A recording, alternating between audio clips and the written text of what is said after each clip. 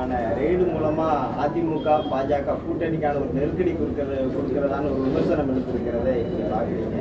இல்லை, இப்போ கூட்டணி குறித்து மதிப்புக்குரிய அண்ணன் இபிஎஸ் அவர்கள்ட்ட நாங்கள் நேரடியாக பேசினாலே கூட்டணி வரும்.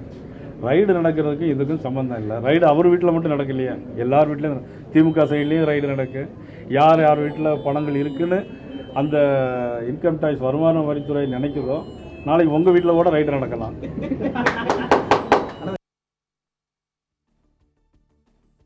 ரெய்டு மூலமா அதிமுக பாஜக கூட்டணிக்கான ஒரு நெருக்கடி கொடுக்கிறதான ஒரு விமர்சனம் எடுத்திருக்கிறதை பார்க்குறீங்க. இல்லை, இப்போ கூட்டணி குறித்து மதிப்புக்குரிய அண்ணன் இபிஎஸ் அவர்கள்ட்ட நாங்கள் நேரடியாக பேசினாலே கூட்டணி வரும். ரைடு நடக்கிறதுக்கு இதுக்கும் சம்மந்தம் இல்லை. ரைடு அவர் வீட்டில் மட்டும் நடக்கலையா, எல்லார் வீட்லேயும் திமுக சைட்லேயும் ரைடு நடக்கு. யார் யார் வீட்டில் பணங்கள் இருக்குன்னு அந்த இன்கம் டேக்ஸ் வருமான வரித்துறை நினைக்குதோ, நாளைக்கு உங்கள் வீட்டில் கூட ரைடு நடக்கலாம்.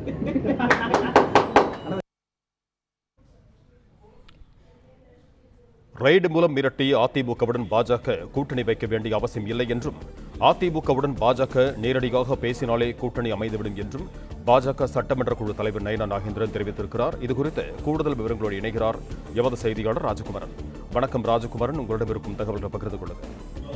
2026 சட்டமன்ற தேர்தல் நெருங்கி வரக்கூடிய சூழ்நிலையில் அனைத்து அரசியல் கட்சிகளும் கூட்டணி தொடர்பாக தங்களுடைய முடிவுகளை மேற்கொண்டு வருகின்றார்கள். இந்த நிலையில்தான் பாஜகவின் மிக முக்கிய நபர்களில் ஒருவரும் பாஜகவின் தமிழ்நாடு சட்டமன்ற குழு தலைவருமான நயினா நாகேந்திரன் சற்று முன்பாக நெல்லையில் செய்தியாளர் சந்திப்பில் பங்கேற்று பேசியிருந்தார். அப்போது அதிமுக பாஜக இடையே மீண்டும் கூட்டணி அமையுமா என்பது தொடர்பாக கேள்வி எழுப்பப்பட்டது. குறிப்பாக ரெய்டு அதிகமாக நடக்கின்றது, அமலாக்கத்துறை மூலமாக வருமான வரித்துறை மூலமாக அதிமுகவினர் தொடர்புடைய இடங்களில் எல்லாம் சோதனை நடக்கின்றது. இந்த சோதனைகள் மூலம் மீண்டும் பாஜக கூட்டணிக்குள் அதிமுகவை கொண்டு வருவதற்கான முயற்சி நடக்கின்றதா என்ற ஒரு முக்கியமான கேள்வி எழுப்பப்பட்டது. அப்பொழுது அதனை மறுத்து பேசியிருந்த பாஜக சட்டமன்ற குழு தலைவர் நயினா நாகேந்திரன் அதிமுகவை விரட்டி பணிய வைப்பதற்கான தேவை எதுவும் பாஜகவிற்கு கிடையாது என்று கூறியது மட்டுமல்லாமல், அதிமுகவுடன் பாஜக நேரடியாக பேச்சுவார்த்தை நடத்தினாலே கூட்டணி அமைந்துவிடும் என்கின்ற ஒரு முக்கியமான கருத்தை சொல்லி இருக்கின்றார். அதாவது ரெய்டு மூலமாக அதிமுகவை மிரட்டி கூட்டணிக்கு கொண்டு வர வேண்டும் என்ற தேவை கிடையாது. ஆனால் அதிமுகவுடன் நாங்கள் நேரடியாக பேச்சுவார்த்தை நடத்தினால் கண்டிப்பாக கூட்டணி அமைந்துவிடும் என்று ஒரு நம்பிக்கை தெரிவிக்கும் வகையிலே நயினா நாகேந்திரன் பேசி இருக்கின்றார். ஏற்கனவே கடந்த காலங்களில் அதிமுக பாஜக இணைந்துதான் தேர்தலை சந்தித்திருந்தார்கள். அதன் பிறகு பாஜக மாநில தலைமையோடு ஏற்பட்ட கருத்து வேறுபாட்டால் அதிமுக பாஜக கூட்டணியிலிருந்து, தேசிய ஜனநாயக கூட்டணியிலிருந்து விலகி இருந்தது.